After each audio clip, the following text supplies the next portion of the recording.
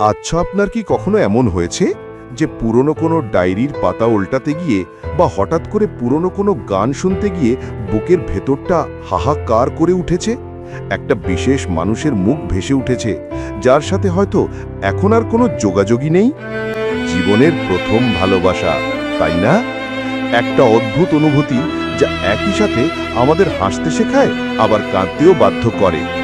কেন হয় এমন?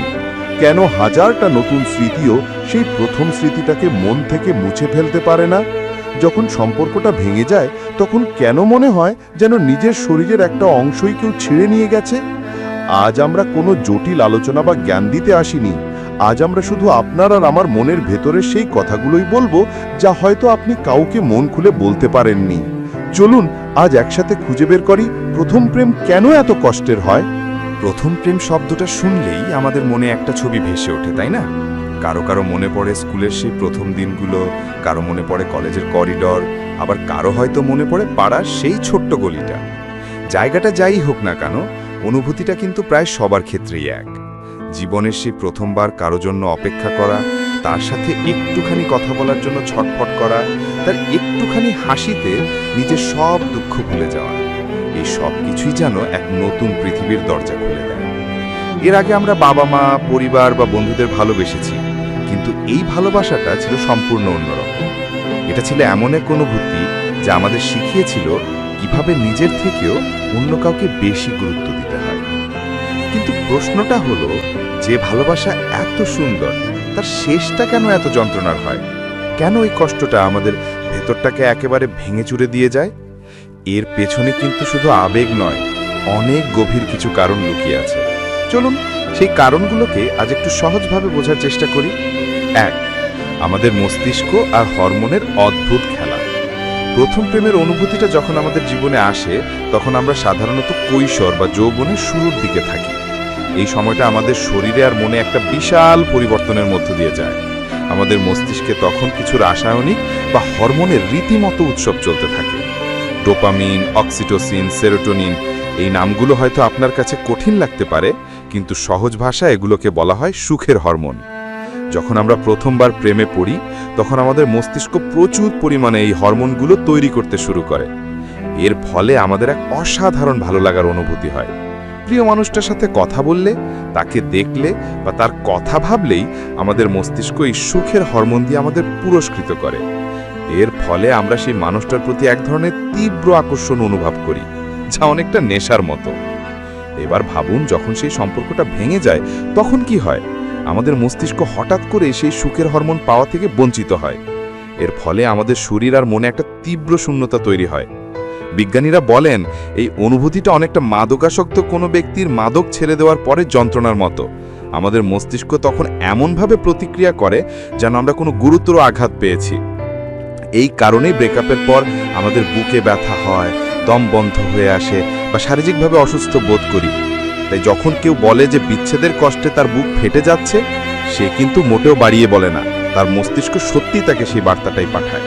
তেলো, অনভিজ্ঞ মন এবং স্বপ্নের পৃথিবী।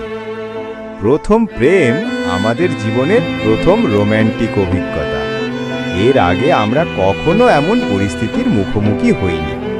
কিভাবে একটা সম্পর্ক টিকিয়ে রাখতে হয়, কিভাবে সঙ্গীর মন বুঝতে হয়, ঝগড়া হলে কিভাবে তা মেটাতে হয়, এই বিষয়গুলো সম্পর্কে আমাদের কোনো ধারণাই থাকে না। ফলে খুব ছোট ছোট ভুল বোঝাবুঝি বা সমস্যাকেও আমাদের কাছে পাহাড় সমান মনে হয়। তাছাড়া এই বয়সে আমাদের মানসিক পরিপক্কতা অনেক কম থাকে। আমরা সব কিছুই খুব আবেগের চোখে দেখি। আমরা আমাদের সঙ্গীকে নিয়ে একটা স্বপ্নের পৃথিবী তৈরি করে ফেলি। আমাদের মনে হতে থাকে সেই পৃথিবীর সেরা মানুষ, তার মধ্যে কোনো ত্রুটি থাকতেই পারে না। আমরা তাকে এতটাই আদর্শ হিসেবে কল্পনা করি যে তার সাধারণ মানবিক ভুলগুলোকেও আমরা মেনে নিতে পারি না। আমরা তার সাথে আমাদের বাকি জীবনটা কাটিয়ে দেওয়ার পরিকল্পনা করে ফেলি। আমাদের মনে হয় এই পথটা আর কখনোই শেষ হবে না। কিন্তু বাস্তবতা যখন সেই স্বপ্নের দরজায় এসে কড়া নাড়ে, তখন আমরা সেটা সহ্য করতে পারি না। যখন আমরা দেখি যে যাতে আমরা নিখুঁত ভেবেছিলাম সে আসলে আমাদের মতোই একজন সাধারণ রক্ত মাংসের মানুষ, তখন আমাদের স্বপ্নটা ভেঙে চুরমার হয়ে যায়। এই স্বপ্নভঙ্গের আঘাতটা আমাদের জন্য মেনে নেওয়া খুব কঠিন হয়ে পড়ে। ইউটিউবে মাঝে মাঝে কিছু ভিডিওর শিরোনাম চোখে পড়ে, যেমন আমার দুঃখ বোঝার মতো কারো সময় নাই। প্রথম প্রেম ভাঙার পর আমাদের মনের অবস্থাও ঠিক তেমনই হয়। আমাদের মনে হয় এই পৃথিবীতে আমার কষ্টটা, আমার এই স্বপ্ন ভাঙার যন্ত্রণাটা বোঝার মতো আর দ্বিতীয় কেউ নেই। যখন আমরা প্রথম কোনো গভীর সম্পর্কে জোড়াই, তখন সেই সম্পর্কটা আমাদের পরিচয়ের একটা বড় অংশ হয়ে ওঠে। আমরা নিজেদেরকে আর একা আমি হিসাবে ভাবি না, আমরা হয়ে যাই আমরা। আমাদের বন্ধুবান্ধব, পরিবার, এমনকি সোশ্যাল মিডিয়াতেও আমাদের পরিচয় হয়ে যায় কাপল হিসাবে। আমাদের সব পরিকল্পনা, সব স্বপ্ন সেই মানুষটাকে কেন্দ্র করে গড়ে উঠতে থাকে। যখন হঠাৎ করে সেই সম্পর্কটা ভেঙে যায়, তখন শুধু একজন মানুষ আমাদের জীবন থেকে চলে যায় না, আমাদের পরিচয়ের সেই বড় অংশটাও যেন হারিয়ে যায়। আমরা হঠাৎ করে একা হয়ে পড়ি। আমাদের মনে হতে থাকে, আমি এখন কি করব, বা আমাকে ছাড়া ও কিভাবে ভালো আছে। এই প্রশ্নগুলো আমাদের আত্মবিশ্বাসকে একেবারে তলানিতে নিয়ে আসে। আমাদের মনে হতে থাকে, হয়তো আমার মধ্যেই কোনো বড় খামতি আছে, তাই সে আমাকে ছেড়ে চলে গেল। এই আত্মগ্লানি আর হীনমন্যতা আমাদের ভিতরটাকে কুড়ে কুড়ে খেতে থাকে। আমরা নিজেদেরকে গুটিয়ে নিই, মানুষের সাথে মিশতে ভয় পাই। আমাদের মনে হয় সবাই হয়তো আমাদের দিকে তাকিয়ে হাসাহাসি করছে। এই পরিস্থিতিটা আমাদের কষ্টকে আরও কয়েক গুণ বাড়িয়ে দেয় এবং আমাদেরকে গভীর একাকিত্বের দিকে ঠেলে দেয়। প্রথম প্রেম আমাদের জীবনে অনেক প্রথম অভিজ্ঞতা নিয়ে আসে।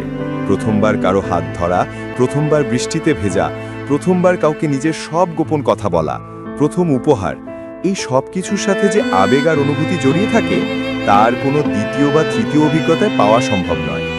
আমাদের মস্তিষ্ক এই প্রথম স্মৃতিগুলোকে খুব যত্ন করে গুছিয়ে রাখে। বিজ্ঞানীরা বলেন, জীবনের গুরুত্বপূর্ণ এবং আবেগঘন মুহূর্তের স্মৃতিগুলো আমাদের মনে ছবির মতো গেঁথে যায়। যখন সম্পর্কটা শেষ হয়ে যায়, তখন এই স্মৃতিগুলোই আমাদের সবচেয়ে বেশি কষ্ট দেয়। আমরা যখনই একা থাকি, এই স্মৃতিগুলো সিনেমার মতো আমাদের চোখের সামনে ভাসতে থাকে।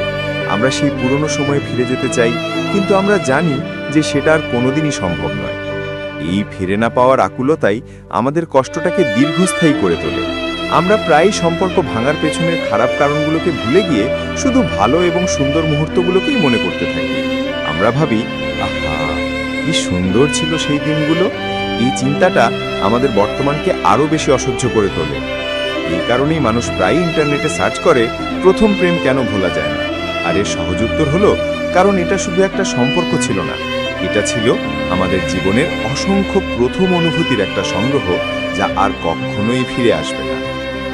তাই যদি আপনি এই মুহূর্তে এমন কোনো কষ্টের মধ্যে দিয়ে যান, তাহলে বিশ্বাস রাখুন, এই মেঘ একদিন কেটে যাবেই এবং আপনার আকাশে আবার নতুন সূর্য উঠবে। জীবন এখানেই শেষ নয়, বরং এটা একটা নতুন শুরুর ইঙ্গিত। আজকের কথাগুলো যদি আপনার মনের কথা হয়ে থাকে, যদি আপনার মনে হয় যে আমি আপনার অনুভূতিগুলো বুঝতে পেরেছি, তাহলে ভিডিওটিতে অবশ্যই একটি লাইক দিন। আপনার জীবনে এমন কোনো স্মৃতি থাকলে কমেন্ট করে আমাদের সাথে শেয়ার করতে পারেন। আর ভবিষ্যতে এমন আরও মন ছুঁয়ে যাওয়া ভিডিও দেখার জন্য আপনার চ্যানেলের নাম সাবস্ক্রাইব করে পাশে থাকবেন, কারণ আপনারাই আমার সবচেয়ে বড় অনুপ্রেরণা। সবাই খুব ভালো থাকবেন।